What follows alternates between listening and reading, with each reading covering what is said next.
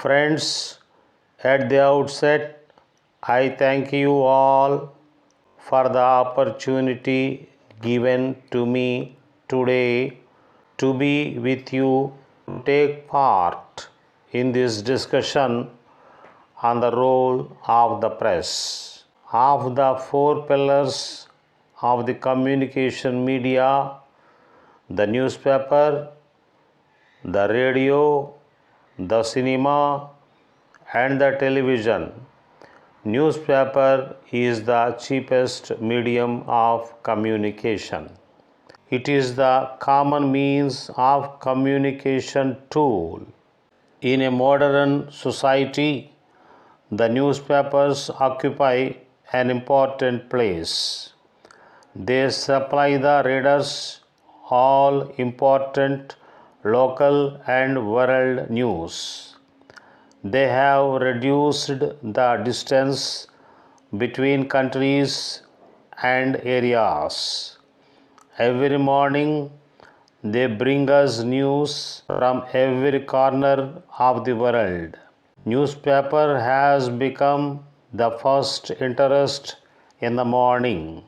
In our country, there has been gradual development of newspapers from the time of Raja Ram Mohan Rai. Newspapers have played an important role during the freedom movement of India. They created and molded public opinion and reflected the mood of the people. They have done considerable service in consolidating the national movement in the country. Even after independence, they have continued to play their own important role in the public life. In any country, whether large or small, it is necessary that the people should get the news of events taking place in the various parts afresh. The newspaper is an important media through which the people in the country can express their opinion on the government of the day, its functioning, and its various activities. Now, I would like to say that there is a vast variety of newspapers. Among them, the dailies are the most important. They contain almost all the current news and information that a man requires. The general public gets important news while businessmen get market information in them. Matrimonial columns are of great use to parents of unmarried boys and girls.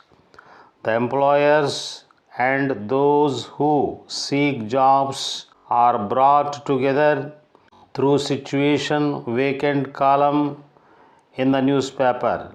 Sports columns are of interest to sports fans. Similarly, a cinema fan finds out which picture is being shown at a particular theater. Public views and public grievances are also expressed through the newspaper. Important government and public notices are also published in dailies. Thus, the newspapers cater to the needs of all the sections of the society. Some of the newspapers deal with some specialized subjects like science, trade, and industry, etc. Some papers are devoted exclusively to sports, travel, accounts, current affairs, and articles on social, economic, and political subjects. In the recent past, there has been a great increase in the number of the newspapers in the country.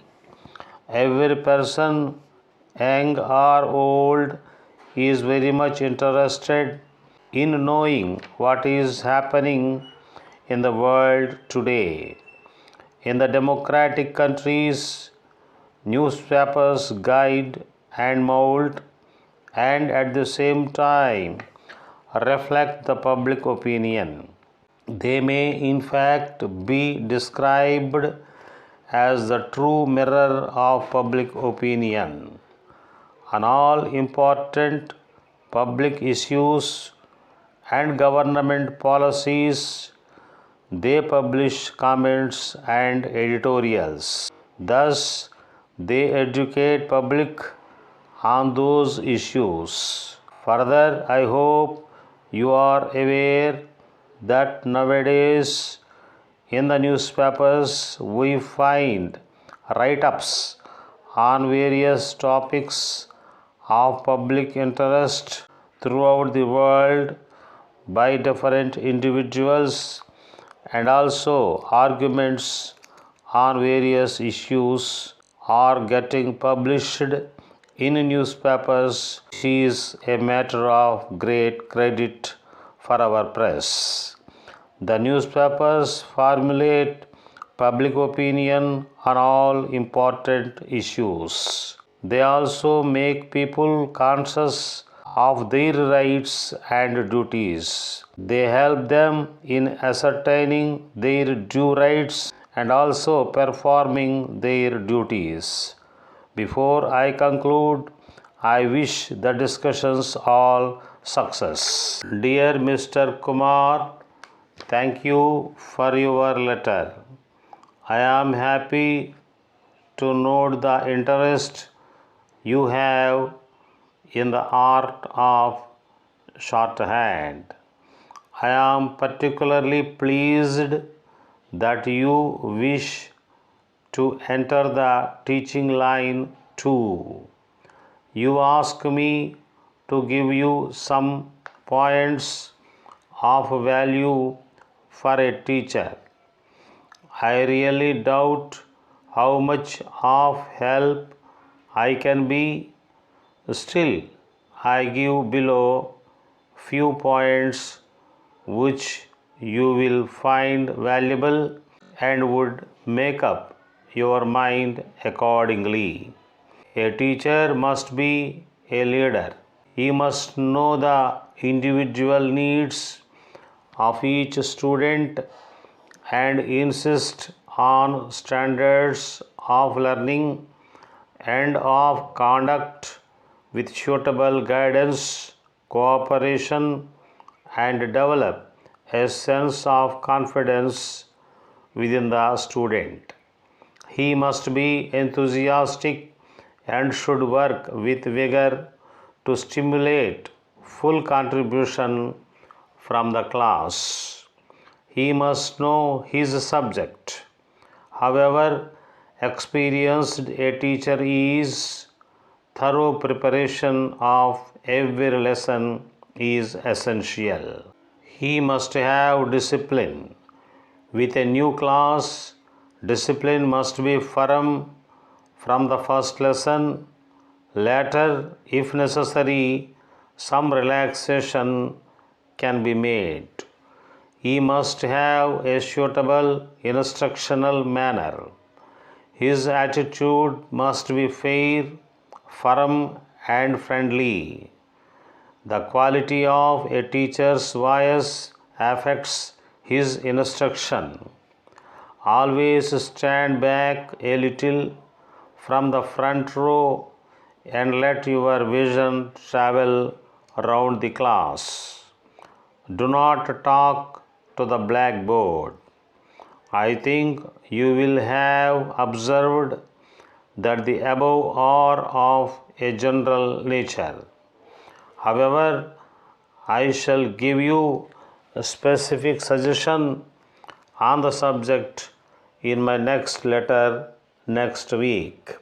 With best wishes, Yours sincerely,